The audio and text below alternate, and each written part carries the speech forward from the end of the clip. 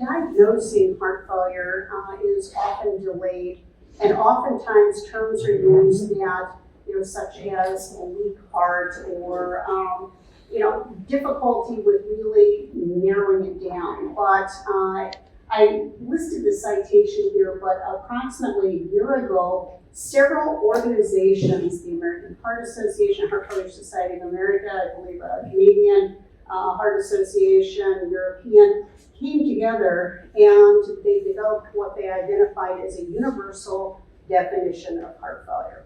And as odd as that may sound, you may think, well, didn't they already have that? But really what they did was they really come together to where that they could everyone could speak the same language with regards to heart failure. And so when you're looking at a diagnosis now, what they recommend is that if you have signs or symptoms of heart failure caused by a structural change, and it is cooperated with either a B-type natriuretic peptide evaluation or objective signs of congestion, that is the definition now of heart failure.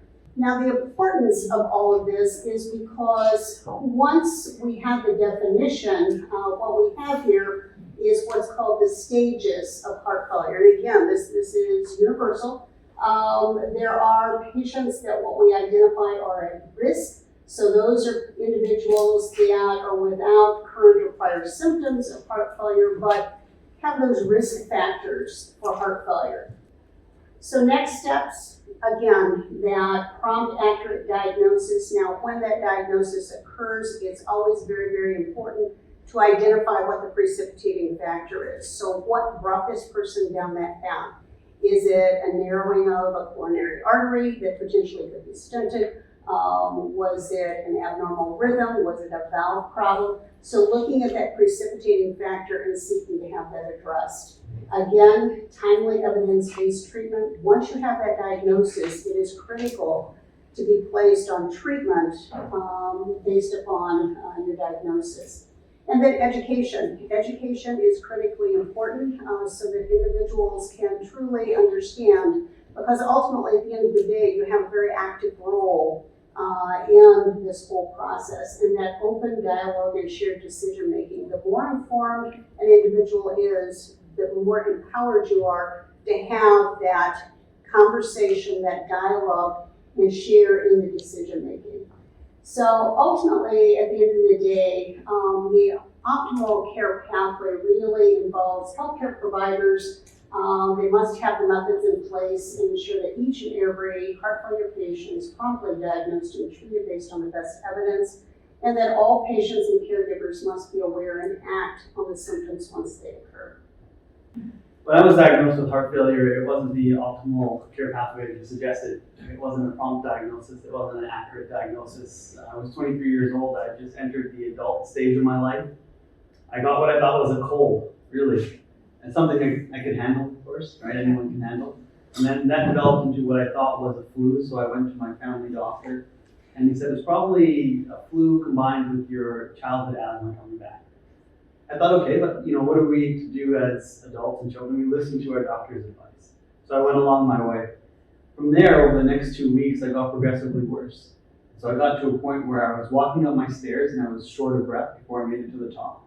I couldn't sleep laying down. I was sleeping at my kitchen table just to get rest that I needed. And then the chest pain started. And then I went to the hospital for a second opinion. And that's where I had the tests that you mentioned. Not the BNP, but I look at the echo, I look at the ECG and the x-ray. Of course, x-ray I've had before, and some blood work. And the physician came back a few hours later with some concern on his face and said, "Mark, you have dilated cardiomyopathy." First I thought, I don't even know what it means. Your heart is failing. That's the first time that I heard the words heart and failure in one sentence. And that was a scary moment from diagnosis. I lived with heart failure for 10 years, as I mentioned, and I had my ups and downs, as a lot of heart failure patients do, like you've experienced in the past. I lived with an ICD, it's not an LVAD, but an ICD. During the ups, things were fantastic. I got back to work, I was able to travel, I was able to get involved in the community. But during the downs, there was times where my family and friends had thought they had lost me. And that's the trajectory of heart failure. It's an unknown unless you have that optimal care. And then in 2018, very grateful to have received my heart transplant. And since then, been doing well and being able to actively participate. So what we actually did in local hub, we have launched an international patient and caregiver charter, which actually was adapted from the Canadian heart failure patient charter. And I will come back to you, Mark, a little bit later to talk more about how it all started. So the international patient and caregiver charter has been launched this year in June. It was endorsed by 32 global heart failure patient council affiliates and was translated to 16 languages across the Americas, Europe, Middle East, and Australia. So we, as next step for the charter, we are looking to receive endorsements from ESC and AHA, ACC. And this charter speaks about the patient responsibilities and expectations. But the aim of this charter, the ultimate aim, goal, is to improve the overall quality of life. So Mark, would you tell me what really inspired Heart Life Canada to create the patient and caregiver charter? Like, how the idea came? Yeah, no, and I think it goes back a lot to optimal care. Like I said, I was fortunate to be in a metropolitan city with all the resources that I needed. But you think about all the people across Canada that don't have that same access that I have, that live in rural areas, that might not have the resources or support or be able to get that education. Just because of that does not mean that they should have the different standards of care than I have. And so that really drove it, is to develop that standardized care for all people living with heart failure. It doesn't matter how old you are, where you're from, what you look like, you should have the best care, the right care at the right time. Mark, this picture, the award of World Heart Federation, can you please say what the award is for? And yeah, no, it was the Effective Voice of the Year. We're very proud to get it. I mean, we don't do it to get awards, but it's great to be recognized on the global stage. And I'll take a moment to say the work that Global Heart Hub has done and you've done to get it into 32 different countries, translated in 17 languages. That's phenomenal since June, to see what we've done in Canada really expand. So not just a Canadian standard of care, but a global standard of care for people living with heart failure. So we can work together then to really impact that policy change, impact that system of care and how heart failure care is delivered. absolutely. In Canada, we've used it on different levels with industry partners, for instance. They use that as part of their training now. So as sales reps or industry partners go through training when they join a company, they look at our charter to say, here's what standards of care for heart failure should look like. For healthcare professionals and health systems, we can help make decisions around the charter principles. Timely access to care, what that looks like, multidisciplinary care, mental health support, input into research.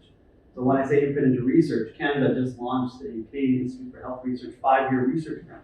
We have over 40 patients and caregivers involved. This is a 5-year grant with 127 researchers from across the country. As I mentioned, 40 patients and caregivers. We're following the principles, all the research programs are following the principles of the charter. And then for patients and caregivers, it's really to empower them so they know what they should get at the level of care. So they can take that to their general practitioner, their physician, the heart failure clinic, and say, here's what optimal care can look like from a patient perspective. Since the launch of the Heart Failure Patient Caregiver Charter, we actually moved into the next stage of actually localizing the document on the national level and empowering our affiliates at the Heart Failure Patient Council to take this document, to become a champion, as we call, and apply the statistics and data of their own country and proceed for the next steps of where this document can lead and can go and impact the policy, as Mark has mentioned. So since June, we already have had 4 localizations. We had one in Australia, we had in June at the same time, at a similar time in the United States. In the beginning of September, it was launched in Brazil, and September 29, it was launched in Lithuania. So as you can see, these local documents, they were endorsed by the clinical societies. And that is where the goal, because we want to empower the patient organizations to collaborate with their clinical societies, with their multidisciplinary team, to get their policymakers on board. And just to share quickly, because I run Lithuanian Heart Failure organization, and that was my work to bring the heart failure patient charter in Lithuania. What I personally did is that I invited the different stakeholders, including the Ministry of Health, the Prime Minister, Councillor, the payers, and the Cardiac Society to the roundtable discussion, where it actually led to confirming the project which was applied around 1 year ago by the Cardiac Society in Lithuania. And we had agreement and confirmation during this discussion that the BMP, which Ryan mentioned, it will be reimbursed for all the primary care since next year onwards. So that is a very big step in Lithuania, and because of this document, because of this launch and gathering the stakeholders around the table, we actually managed to take the next step and start this collaboration, with everyone, and actually having that impact of reducing hospitalizations and reducing the deaths in Lithuania. And I would like to move to Maryland. Maryland and Heart Failure Patient Foundation in the United States was as well one of the champion organizations which launched an United States Heart Failure Patient Caregiver Charter.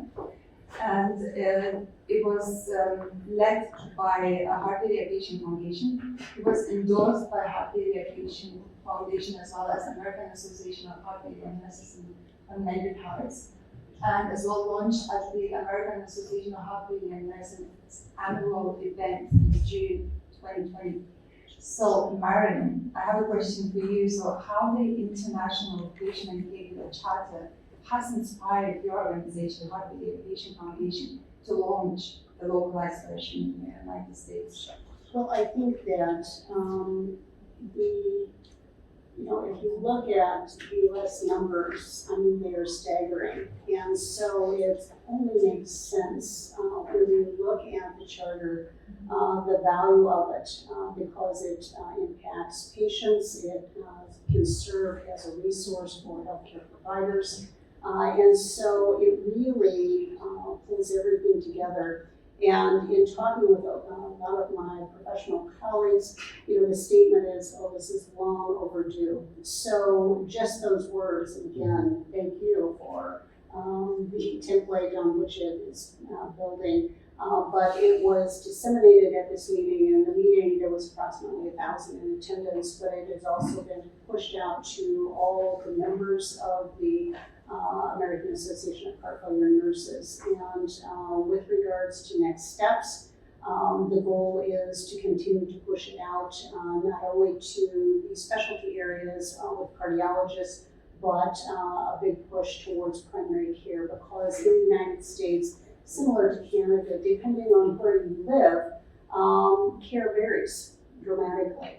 And with that understood, we also recognize that there are limited resources as far as heart failure specialty programs. And so many patients are cared for by primary care. So it only seems reasonable to push that further.